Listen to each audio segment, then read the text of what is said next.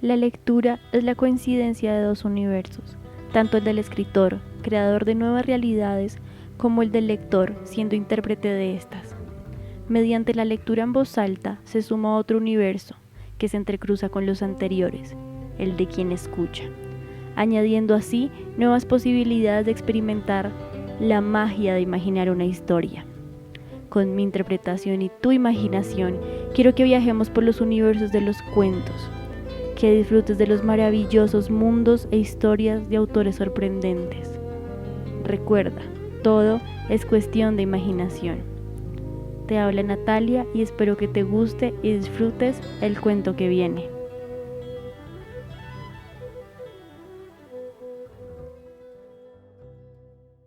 El ahogado más hermoso del mundo, de Gabriel García Márquez. Gao, además de sus maravillosas novelas, nos dejó también cuentos llenos de realismo mágico. El ahogado más hermoso del mundo nos cuenta la historia de un pueblo desértico en el Caribe, que pasó por un hecho inesperado de la apatía a la fascinación y el amor. Este cuento se publicó por primera vez el 12 de marzo de 1972 en el periódico El Espectador, y más tarde en el libro La increíble y triste historia de la cándida Heréndira y de su abuela desalmada. Los primeros niños que vieron el promontorio oscuro y sigiloso que se acercaba por el mar se hicieron la ilusión de que era un barco enemigo. Después vieron que no llevaba banderas ni alboradura y pensaron que fuera una ballena. Pero cuando quedó varado en la playa, le quitaron los matorrales de sargazos, los filamentos de medusas y los restos de cardúmenes y naufragios que llevaba encima. Ahí, solo entonces, descubrieron que era un ahogado. Habían jugado con él toda la tarde, enterrándolo y desenterrándolo en la arena, cuando alguien los vio por casualidad y dio la voz de alarma en el pueblo. Los hombres que lo cargaron hasta la casa más próxima notaron que pesaba más que todos los muertos conocidos, casi tanto como un caballo, y se dijeron que tal vez había estado demasiado tiempo a la deriva y el agua se le había metido dentro de los huesos. Cuando lo tendieron en el suelo vieron que había sido mucho más grande que todos los hombres, pues apenas si cabía en la casa. Pero pensaron que tal vez la facultad de seguir creciendo después de la muerte estaba en la naturaleza de ciertos ahogados. Tenía el olor a mar y solo la forma permitía suponer que era el cadáver de un ser humano, porque su piel estaba revestida de una coraza de rémora y de lodo. No tuvieron que limpiarle la cara para saber que era un muerto ajeno. El pueblo tenía apenas unas 20 casas de tablas, con patios de piedras, sin flores, desperdigadas en el extremo de un cabo desértico. La tierra era tan escasa que las madres andaban siempre con el temor de que el viento se llevara a sus niños, y a los muertos que les iban causando los años tenían que tirarlos por los acantilados. Pero el mar era manso y pródigo, y todos los hombres cabían en 7 botes, así que cuando se encontraron el ahogado les bastó con mirarse los unos a los otros para darse cuenta de que estaban completos. Aquella noche no salieron a trabajar en el mar. Mientras los hombres averiguaban si no faltaba alguien en los pueblos vecinos, las mujeres se quedaron cuidando al ahogado. Le quitaron el lodo con tapones de esparto, le desenredaron del cabello los abrojos submarinos y le rasparon la rémola con fierros de desescamar pescados. A medida que lo hacían, notaron que su vegetación era de océanos remotos y de agua muy, muy profundas, y que sus ropas estaban en pitrafas, como si hubieran navegado por entre laberintos de corales. Notaron también que sobrellevaba la muerte con altivez, pues no tenía el semblante solitario de los otros ahogados del mar, ni tampoco la catadura sórdida y menesteroso de los ahogados fluviales. Pero solamente cuando acabaron de limpiarlo tuvieron conciencia de la clase de hombre que era, y entonces quedaron sin aliento. No solo era el más alto, el más fuerte, el más viril, el mejor armado que jamás habían visto, sino que todavía, cuando lo estaban viendo, no les cabía en la imaginación. No encontraron en el pueblo una cama bastante grande para tenderlo, ni una mesa bastante sólida para velarlo. No le vinieron los pantalones de fiesta de los hombres más altos, ni las camisas dominicales de los más corpulentos, ni los zapatos del mejor plantado. Fascinadas por su desproporción y su hermosura, las mujeres decidieron entonces hacerle unos pantalones con un pedazo de vela cangreja y una camisa de bramante de novia, para que pudiera continuar su muerte con dignidad. Mientras cosían sentadas en círculo, contemplando el cadáver entre puntada y puntada, les parecía que el viento no había sido nunca tan tenaz, ni el Caribe había estado nunca tan ansioso como aquella noche, y suponían que esos cambios tenían algo que ver con el muerto. Pensaban que si aquel hombre magnífico hubiera vivido en el pueblo, su casa habría tenido las puertas más anchas, el techo más alto y el piso más firme, y el bastidor de su cama habría sido de cuadernas maestras con pernos de hierro. Y su mujer habría sido la más feliz. Pensaban que habría tenido tanta autoridad que hubiera sacado a los peces del mar con solo llamarlos por sus nombres, y habría puesto tanto empeño en el trabajo que hubiera hecho brotar manantiales de entre las piedras más áridas, y hubiera podido sembrar flores en los acantilados. Lo compararon en secreto con sus propios hombres, pensando que no serían capaces de hacer en toda una vida lo que él era capaz de hacer en una sola noche, y terminaron por repudiarlos en el fondo de sus corazones, como los seres más escuálidos y mezquinos de la tierra. Andaban extraviadas por esos dédalos de fantasía, cuando la más vieja de las mujeres, que por ser la más vieja había contemplado el agado con menos pasión que compasión, suspiró: «Tiene cara de llamarse Esteban». Era verdad, a la mayoría le bastó con mirarlo otra vez para comprender que no podía tener otro nombre. Las más porfiadas, que eran las más jóvenes, se mantuvieron con la ilusión de que al ponerle la ropa tendida entre flores y con zapatos de charol, pudiera llamarse Lautaro. Pero fue una ilusión vana. El lienzo resultó escaso, los pantalones mal cortados y peor cosidos le quedaron estrechos, y las fuerzas ocultas de su corazón hacían saltar los botones de la camisa. Después de la medianoche se adelgazaron los silbidos del viento, y el mar cayó en el sopor del miércoles. El silencio acabó con las últimas dudas. Era Esteban. Las mujeres que lo habían vestido, las que le habían cortado las uñas, las que lo habían peinado, las que le habían raspado la barba, no pudieron reprimir un estremecimiento de compasión cuando tuvieron que resignarse a dejarlo tirado por los suelos. Fue entonces cuando comprendieron cuánto debió haber sido infeliz con aquel cuerpo descomunal, si hasta después de muerto le estorbaba. Lo vieron condenado en vida a pasar de medio lado por las puertas, a descalabrarse con los travesaños, a permanecer de pie en todas las visitas sin saber qué hacer con sus tiernas y rosadas manos de buey de mar, mientras la dueña de casa buscaba la silla más resistente y le suplicaba, muerta de miedo: «Siéntese aquí, Esteban, hágame el favor».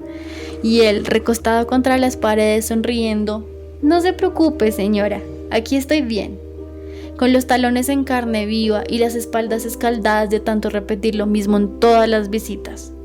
«No se preocupe, señora, aquí estoy bien», solo para no pasar vergüenza desbaratar la silla. Y acaso, sin haber sabido nunca que quienes le decían: «No te vayas, Esteban, espérate siquiera hasta que hierva el café», eran los mismos que después susurraban: «Ya se fue el bobo grande, qué bueno, ya se fue el tonto hermoso». Esto pensaban las mujeres frente al cadáver, un poco antes del amanecer.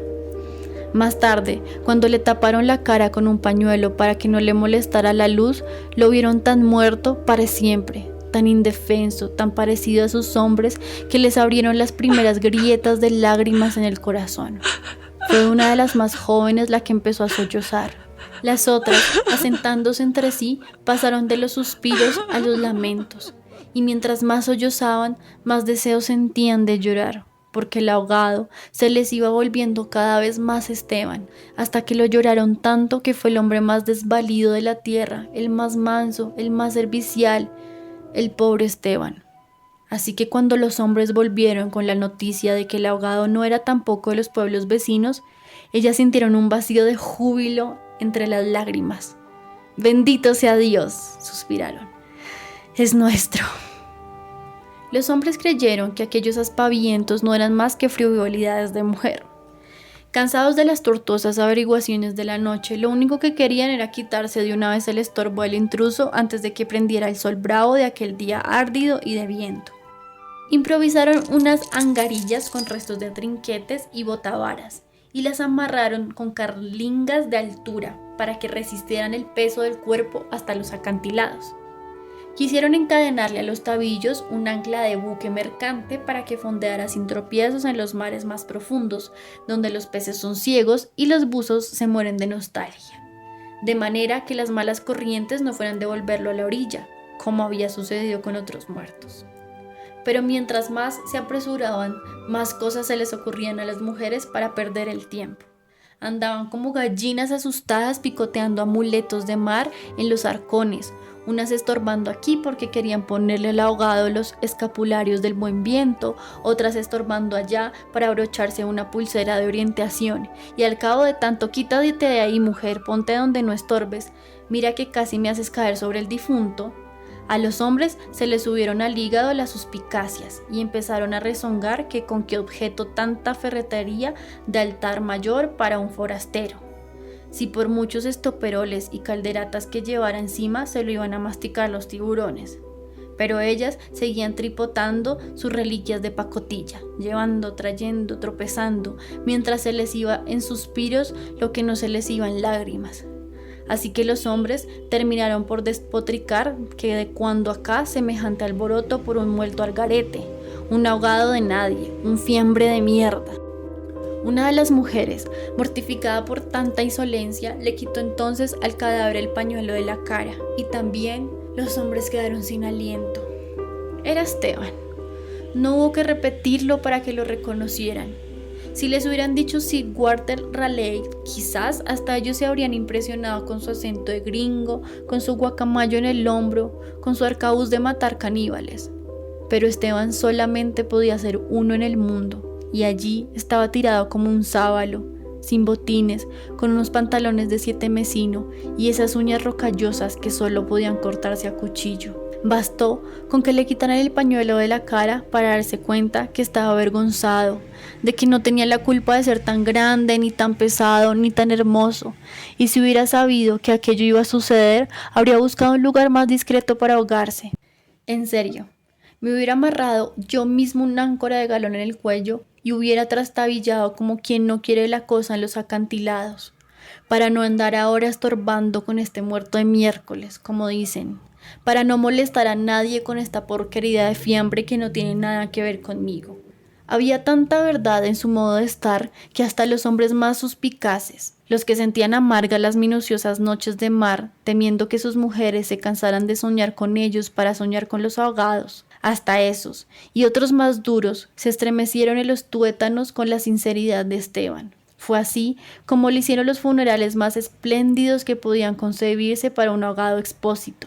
Algunas mujeres que habían ido a buscar flores en los pueblos vecinos regresaron con otras que no creían lo que les contaban, y éstas se fueron por más flores cuando vieron al muerto, y llevaron más y más, hasta que hubo tantas flores y tanta gente que apenas si se podía caminar. A última hora, les dolió devolverlo huérfano a las aguas, y le eligieron un padre y una madre entre los mejores, y otros se le hicieron hermanos, tíos y primos, así que a través de él todos los habitantes del pueblo resultaron por ser parientes entre sí. Algunos marineros que oyeron el llanto a distancia perdieron la certeza de rumbo, y se supo de uno que se hizo amarrar al palo mayor, recordando antiguas fábulas de sirenas. Mientras se disputaban el privilegio de llevarlo en hombros por la pendiente escarpada de los acantilados, hombres y mujeres tuvieron conciencia por primera vez de la desolación de sus calles, la aridez de sus patios, la estrechez de sus sueños, frente al esplendor y la hermosura de su ahogado. Lo soltaron sin ancla para que volviera si quisiera y cuando quisiera, y todos retuvieron el aliento durante la fracción de siglos que demoró la caída del cuerpo hasta el abismo. No tuvieron la necesidad de mirarse los unos a los otros para darse cuenta de que ya no estaban completos, ni volverían a estarlo jamás, pero también sabían que todo sería diferente desde entonces, que sus casas iban a tener las puertas más anchas, los techos más altos y los pisos más firmes, para que el recuerdo de Esteban pudiera andar por todas partes sin tropezar por los travesaños, y que nadie se atreviera a susurrar en el futuro: ya murió el bobo grande, qué lástima, ya murió el tonto hermoso. porque ellos iban a pintar las fachadas de colores alegres para eternizar la memoria de Esteban. Y se iban a romper el espinazo excavando manantiales en las piedras y sembrando flores en los acantilados, para que en los amaneceres de los años venturos los pasajeros de los grandes barcos despertaran sofocados por un olor a jardines en alta mar, y el capitán tuviera que bajar de su alcázar con su uniforme de gala, su astrolabio, su estrella polar y su ristra de medallas de guerra, y señalando el promontorio de rosas en el horizonte del Caribe dijera en 14 idiomas: miren allá, donde el viento es ahora tan manso que se queda a dormir debajo de las camas, allá, donde el sol brilla tanto que no saben hacia dónde girar los girasoles. Sí, allá es el pueblo de Esteban. Esto fue Mundos a tus oídos, narrado por Natalia Romero y editado por Pablo René Romero.